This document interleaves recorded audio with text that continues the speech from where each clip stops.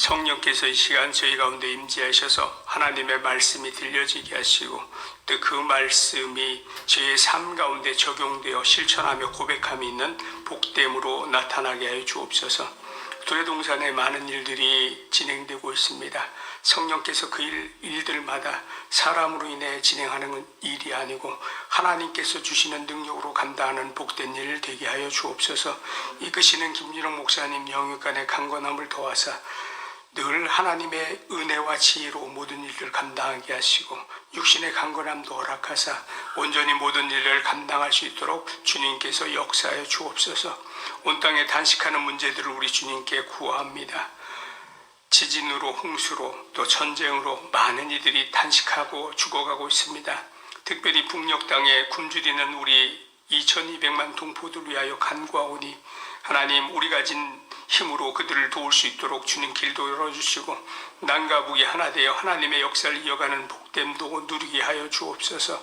2600명의 탈북 형제자매들이 중국 감옥에 억류되어 고생하고 있다는 소식도 듣습니다. 그들이 하루빨리 한국 땅에 와서 함께 하나님을 찬양하며 통일한국을 준비하는 우리 한민족 공동체에 이루어갈 수 있도록 주여 역사하여 주옵소서. 감사드리며 예수님 이름으로 기도드리옵나이다. 아멘.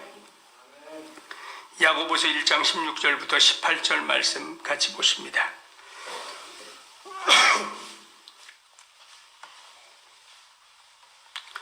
야고보서 1장 16절부터 18절에 기록된 말씀입니다.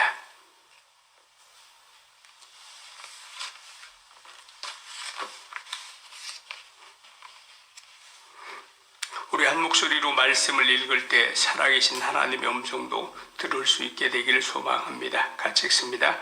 내 사랑하는 형제들아 속지 말라. 온갖 좋은 은사와 온전한 선물이 다 위로부터 빛들의 아버지께로부터 내려오나니 그는 변함도 없으시고 회전하는 그림자도 없으시니라. 그가 그 피조물 중에 우리로 한 첫 열매가 되게 하시려고 자기의 뜻을 따라 진리의 말씀으로 우리를 낳으셨느니라. 아멘. 야고보서가 끊임없이 강조하고 있는 이야기는 시험이었습니다. 사람들이 야고보가 목회하면서 경험해 보니까 시험 때문에 어려움을 당하는 경우들을 많이 만나게 되었습니다. 그래서 신앙생활을 하다 보면 제일 먼저 우리에게 오는 것은 시험이다. 기쁨과 소망이 오는 게 아니다. 낙심하게 하고 좌절하게 하는 사건들이 끊임없이 일어나고 있다. 그래서 그 시험을 우리가 어떻게 극복해야 할 수 있느냐라는 거죠. 그런데 시험의 끝에 대한 이해가 있으면 그 시험은 얼마든지 극복될 수 있다는 겁니다. 그 캘리포니아가 과일이 참 맛있습니다. 처음에 미국 갔을 때 과일을 보고 너무 놀랐어요. 이렇게 맛있는 과일이 있나 싶을 정도로. 근데 원인을 봤더니 햇볕이 너무 뜨거워서 과일이 맛있는 거예요. 햇볕이 뜨거운데 물 공급이 되니까 그 과일이 결실도 하게 되고 맛도 있고 뭐 당도가 비교할 수도 없어요. 쌀 농사도 그렇습니다. 사막 한가운데 캘리포니아에서 농사 짓는 쌀이 세계 최고 품질의 쌀이 나오는 이유가 시련이 많고 환란이 겹칠 때 그 속에서 결실의 열매를 내기 때문에 그렇다라는 겁니다. 제가 이제 사막에서 깨달은 교훈 중에 하나가 가시가 있다라는 것에 대해서 교훈을 깨닫게 되었습니다. 비름나물이 제 키보다 더 크게 자라는데요. 조금만 지나면 가시가 돋쳐요. 비름나물에서. 전 깜짝 놀랐어요. 비름나물에 가시가 돋치는 거 보고서. 근데 우리나라 제주도에 가면 백년초라고 하는 선인장 열매가 있습니다. 그건 거의 가시가 없고 매끈해요. 근데 그게 어떻게 제주도에 자생을 하게 됐냐면요. 그의 원산지는 미국이 아니고 멕시코예요. 멕시코인데 난류를 타고 그 몇 조각이 떠내려와서 제주도 바닷가에 정착을 하게 된 거예요. 얘가. 그 바닷물의 힘이 대단하죠. 근데 선인장도 대단해요. 그 바닷물을 타고 와서도 살아있으니까. 그런데 제주도에서 나오는 그 백년초 열매들은요, 가시가 없어요. 전에 제주도 갔더니 그 열매 가지고 민간요법으로 뭘 쓰나 봤더니요, 그 열매를 한 4개 정도 잘라서 1.8리터 사이다병에다가 넣어놓더라고요. 그 아이들이 기침할 때 그걸 먹이면 그렇게 잘 나요. 제가 서울에서 목회할 때 집에는 그게 별로 안 떨어졌어요. 아이들이 조금 목이 안 좋으면 아빠 빨간 사이다 만들어 주세요 그래요. 걔를 넣게 되면 그 사이다 색깔이 빨개지거든요. 그런데 그건 가시가 없었어요. 미국 두레마을에 갔더니 그 선인장이 한 300주 있는데 열매가 얼마나 반가웠겠어요. 한국에는 굉장히 귀한데 거긴 손도 안 돼. 그래서 그걸 따러 갔다가 눈에 보이지 않는 가시가 손에 박혀가지고 얼마나 고생을 했는지 몰라요. 뺄 수도 없고요. 보이지가 않으니까. 한동안 그래서 어떻게 하면 빠지냐 했더니 식초물에 담궈놓으면 그게 사그라진다 그래서 식초물에 담궈놓고 좀 가시를 빼낸 적도 있습니다. 근데 사막에 자라는 작물들은요, 되게 가시가 그렇게 많아요. 그러면 똑같은 식물인데 왜 제주도에 있는 애는 가시가 없고 캘리포니아에서 자란 애들은 가시가 많을까요? 이유는 단 한 가지, 물 때문입니다. 제주도는 수분 공급이 원활한 거예요. 바닷가라서 해풍이 불어오면 습도가 높습니다. 또 이슬도 비도 자주 옵니다. 올해 캘리포니아에 놀라운 사건이 일어났는데 여름에 홍수가 왔어요. 이번에 추석 금식에 오셨던 캘리포니아에 오셨던 부부가 대추 농장을 하시는데 대추나무가 한 400주 있어요, 그 집에. 근데 이제 예년 같으면 대추가 별로 안 달려서 좀 여유 있게 오려고 스케줄을 미리 잡아 놓은 거예요. 근데 어제 갑자기 캘리포니아로 돌아가셔야 된대요. 일주일 정도 더 있다가 갈 예정이었는데 왜 급하게 가시느냐 여쭈었더니 대추나무 가지가 찢어질 정도로 많이 열렸는데 다 익어서 쏟아져서 조금 더 지나면 다 땅에 떨어져서 썩어버려서 빨리 가서 수확을 해야 된다고. 그래서 빨리 오라고 미국에서 연락이 왔다고. 근데 올해는 어떤 일이 있었냐면요, 사막에 홍수가 났어요. 어마어마한 홍수가 났어요. 1년에 올 비가 하루 만에 내렸어요. 거기가 보통 1년 강수량이 300mm 정도 되는데 3일 동안 한 500mm 넘게 비가 왔어요. 그러니까 어떤 일이 생겼냐면 라스베가스 사막에 있는 새우들이 알로 되어 있던 것들이 깨어났어요.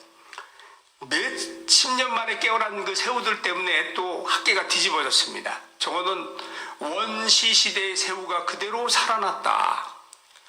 비가 오고 나니까요, 생명이 살아나요. 물이 오고 나니까 생명이 살아납니다. 우리 안에 하나님의 은혜가 넉넉히 공급되면요, 우리에게 시련이 오면 올수록 우리의 신앙은 더욱더 굳어지게 되고 하나님과 깊은 관계를 맺게 되는 은혜의 사건이 경험되게 된다는 것입니다. 그래서 시험이 오면 기뻐해라. 그리고 시험이 오면 기도해라. 기도하게 되면 하나님께서 그 시험을 피해갈 길을 보여주시고 알게 하시고 지혜를 주셔서 그 모든 일이 은혜로 경험되게 하시고 또 놀라운 사건들을 체험하게 된다. 세 번째는 우리의 가치관이 이제는 바뀌어야 된다. 하나님 믿는 사람으로서 세상 가치관과 다른 새로운 가치관을 가져야 된다. 그렇게 시험을 극복했을 때는 우리에게 생명의 면류관이 주어진다. 그런데 이 시험에 대해서 우리가 섣불리 접근해서 넘어지고 좌절하고 실망하게 되면 시험에 빠져서 헤어나오지 못하게 된다. 이런 얘기를 하고 있습니다. 그런데 시험의 원인을 거슬러 올라가 보게 되면 욕심이다. 그래서 욕심이 잉태한 즉 죄를 낳고 죄가 장성한 즉 사망을 낳느니라. 이렇게 15절까지 결론을 냈습니다.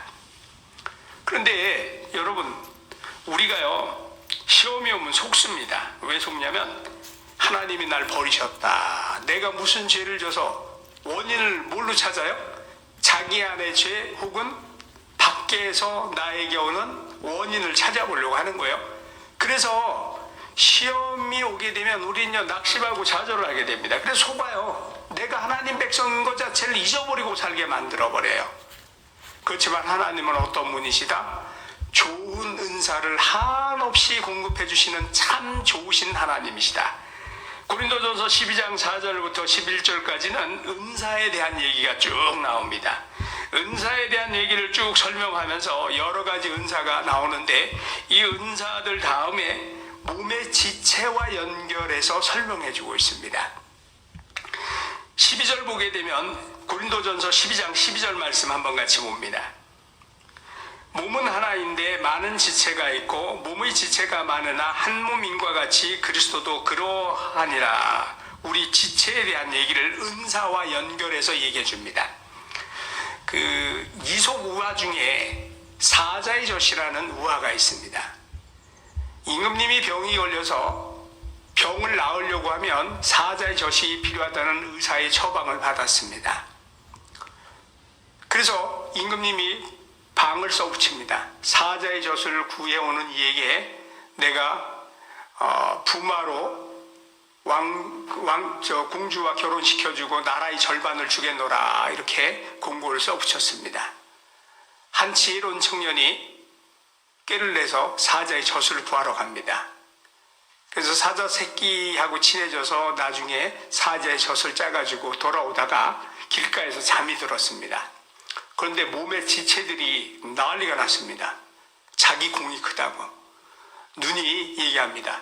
내가 방을 보고 사자를 찾아갔기 때문에 내 공이 제일 크다.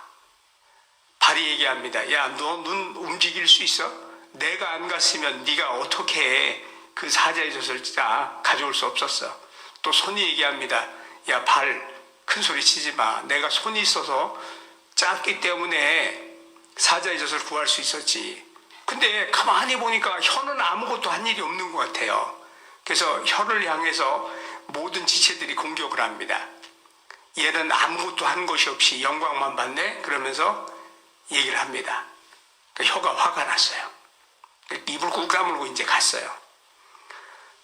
임금님 앞에 가서 임금님한테 이게 뭐냐 그렇게 물어보니까 임금님 목숨을 살리려고 사자의 젖을 구해왔습니다 라고 해야 되는데 혀가 화가 났잖아요. 임금님 이건 개의 젖입니다 이렇게 얘기를 한 거예요. 그러니까 지체들이 큰일 났어요. 임금님이 이제 임금 놀리는 것도 아니고 사자의 젖을 구한다고 방을 써붙여놨는데 개의 젖을 들고 왔다니까 뭐라고 얘기하겠어요. 나를 능멸하려고 지금 장난하느냐고 야단이 나서 당장 처형하라고 임금님이 명을 내립니다. 그때 모든 지체가 혀한테 사과합니다. 미안하다. 빨리 잘못했다고 해라. 이 모든 지체가 사과하고 나니까 혀가 임금님 제가 말을 실수했습니다. 이거 제가 이만저만해서 이렇게 고생을 해서 구해온 사자의 젖입니다. 이렇게 얘기를 했습니다. 우리 몸에 많은 지체가 있는데요. 그 지체 중에 하나도 중요하지 않은 것이 없습니다. 모든 것이 다 소중합니다. 은사도 역시 마찬가지입니다. 은사도 하나님께서 우리에게 필요한 때에 따라서 적절하게 공급해 주시고 하나님의 사람으로 살도록 하시는 놀라운 은혜가 그 안에 있는 것입니다. 그런데 더 큰 은사가 있다는 거예요. 12장 고린도전서 12장 31절 말씀입니다. 같이 한번 읽어봅니다. 고린도전서 12장 31절 279쪽 신약성경입니다. 신약성경 279쪽 고린도전서 12장 31절 말씀입니다. 같이 한번 읽어봅니다. 너희는 더욱 큰 은사를 사모하라. 내가 또한 가장 좋은 길을 너희에게 보이리라. 모든 은사를 다 설명한 후에 사도 바울은 더 큰 은사를 사모하라고 얘기하면서 13장에 가면 사랑에 대한 얘기를 쭉 쓰고 있습니다. 이 성경에도 이 별명이 붙어있는 장들이 있는데 고린도전서 12장은 은사장이고 13장은 사랑장입니다. 이 두 개가 연결되어 있으면 우리가 깊이 묵상을 해와야 됩니다. 은사 중에 가장 큰 은사는 뭐다? 사랑이라는 거예요. 사랑. 믿음, 소망, 사랑 이 세 가지는 항상 있어야 되는 것인데 그 중에 제일은 사랑이다라고 얘기하면서 은사 중에 가장 큰 은사는 사랑이다. 내가 사랑할 수 없는 사람을 사랑하게 하고 내가 사랑해야 될 사람을 바르게 사랑할 수 있는 것은 주님의 은사이지 내 힘, 내 능력 가지고 내 지식 가지고 내가 배웠던 교육 가지고 되는 것이 아니라는 것을 말씀해 주고 있는 것입니다. 이 은사는 모두 하나님께서 세상을 살아감에 따라 시와 때를 따라 필요한 모든 것들을 공급해 주시는 하나님의 섭리가 있다라고 받아들이게 하시는 하나님의 놀라운 은혜가 그 안에 깃들여져 있다라는 것입니다. 그래서 그 은사를 가지고 오늘도 우리는 살아가는 것입니다. 우리 몸에 작은 장기 같으나 여러분 그것이 또 큰 힘을 발휘하는 장기들도 있습니다. 또 큰 장기 같으나 그건 그렇게 큰 영향을 안 주는 것 같지만 우리 몸에는 모든 것이 다 필요하다는 것입니다. 그래서 모든 것이 합력하여 선을 이루는 역사가 우리 몸 안에서도 일어나는 거예요.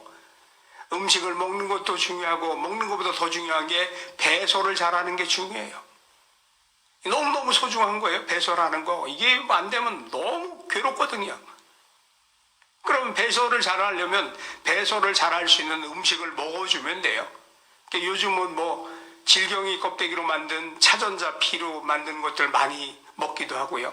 옛날보다 섬유질 섭취가 줄어들기 때문에 배변이 안 좋아서 그렇다 뭐 얘기도 합니다.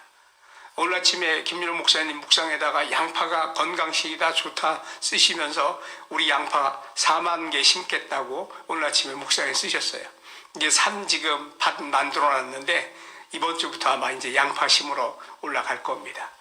그렇게 양파도 굉장히 좋은 음식인데 저는 그 양파를 그냥 대강 무시했는데 여러 가지 좋은 효능들이 밝혀졌어요. 특별히 이번에 그 마이크로바이옴과 연결되어 있는 프로바이오틱스가 양파에 얼마큼 들어있는가 이거에 대해서 나왔는데 그 프로바이오틱스가 양파 50g 정도 먹으면 하루에 필요한 프로바이오틱스 양이 충분히 공급된대요. 그러니까 양파 크기를 얼마나 하냐면 중간 크기 하나 정도만 매일 섭취하게 되면 우리 장내 미생물의 먹이를 충분히 공급해 줄 수 있는 그런 것이 된다라는 거예요.